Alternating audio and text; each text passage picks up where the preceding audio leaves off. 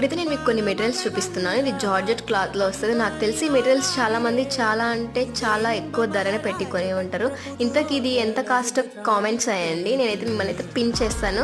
ఒకవేళ మీరు చూడాలనుకుంటే నేను కామెంట్ చేస్తాను, కామెంట్లో వెళ్ళి చెక్అవుట్ చేయండి. ఇక్కడైతే బ్లాక్ కలర్ గ్రీన్ కలర్ ఇచ్చారు. నాకైతే బ్లాక్ కలర్ బాగా నచ్చింది. సో హైలైట్ చేయడానికి ఫ్లవర్స్ మల్టీ కలర్ వచ్చాయనేసి మల్టీ కలర్ లేస్ వేసేసాను హ్యాండ్స్కి, నెక్కి.